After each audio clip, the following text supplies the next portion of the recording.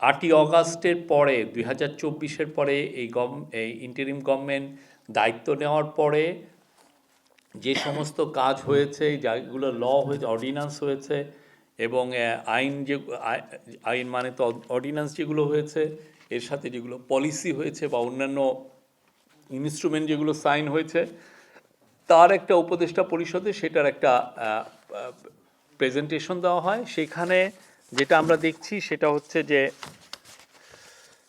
অধ্যাদেশ জারি হয়েছে 116টি,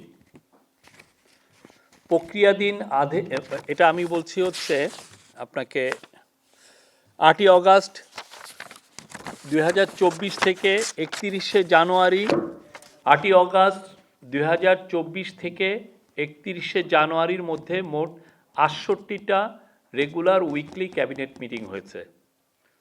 এই ক্যাবিনেট মিটিংগুলো যেটার সভাপতিত্ব করেছেন চিফ অ্যাডভাইজার, সেগুলো 526টি ডিসিশন নিয়েছে, সিদ্ধান্ত নিয়েছে।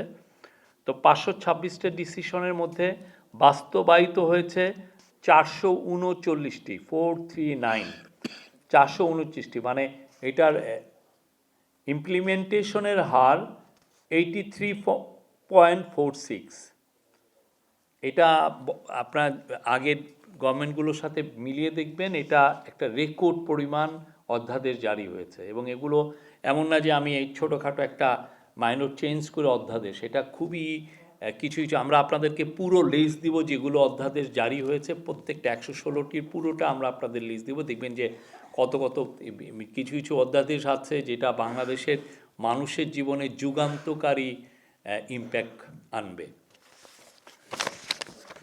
অধ্যাদেশ জারি হয়েছে 116টি, আর প্রক্রিয়াধীন আছে আরও 16টি, আর তার মধ্যে 16টির মধ্যে নীতিগতভাবে আরও অধ্যাদেশ জারি হয়েছে, মানে অনুমোদন হয়েছে 3টি।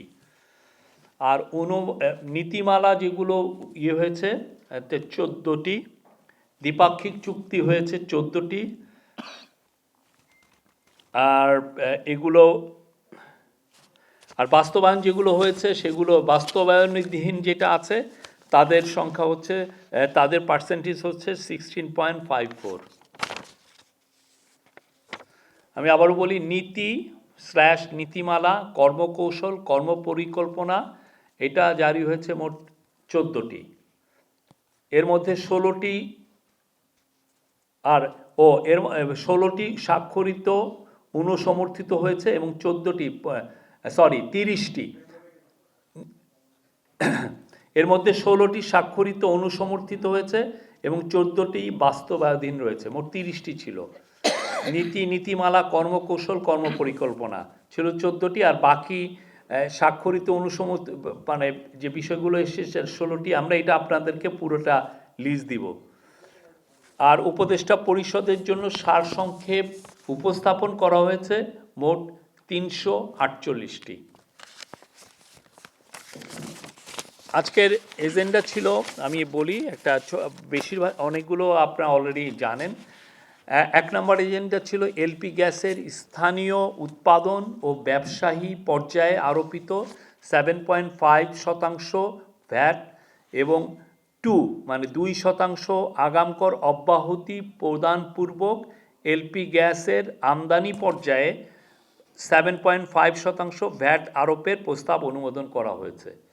এটার ফলে যেটা হবে যে এলপি গ্যাসের উপরে যে কর, যে ভার, এই কর ভার একটু হলেও কমবে এবং এর ফলে লোকাল মার্কেটে এলপি গ্যাসের দাম আরও কমে আসবে।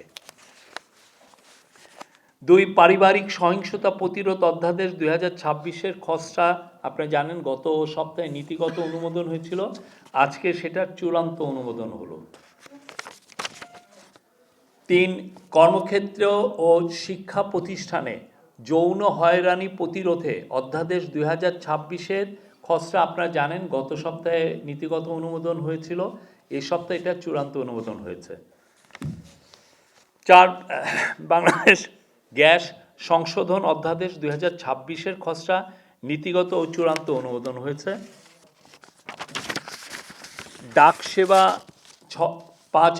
ডাকসেবা অধ্যাদেশ 2026-এর খসড়া নীতিগত ও চূড়ান্ত অনুমোদন হয়েছে।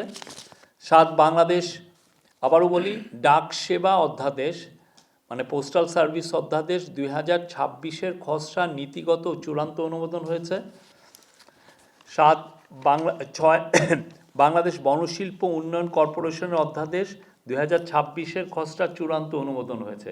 এটা আপনারা জানেন, এর আগে নীতিগত অনুমোদন হয়েছিল, এটা আজকে চূড়ান্ত অনুমোদন হলো।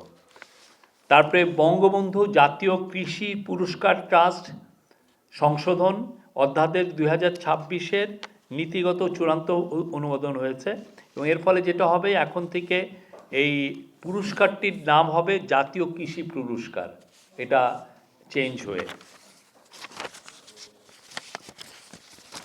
8 গৃহায়ন ও গণপূর্ত মন্ত্রণালয়ের আওতাধীন একটি পাবলিক ট্রাস্ট হিসাবে urban safety and resilience institute USRI Bangladesh গঠনের প্রস্তাব অনুমোদন হয়েছে।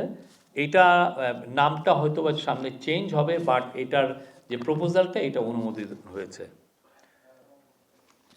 10 বাংলাদেশ জাতীয় যোগ্যতা 10 হচ্ছে হিজরি 1447 2026 সালের রমজান মাসের জন্য অফিস সময়সূচি নির্ধারণের প্রস্তাব অনুমোদন হয়েছে। এর ফলে রমজান মাস আপনারা জানেন, এটা 18 বা 19 তারিখে শুরু হবে।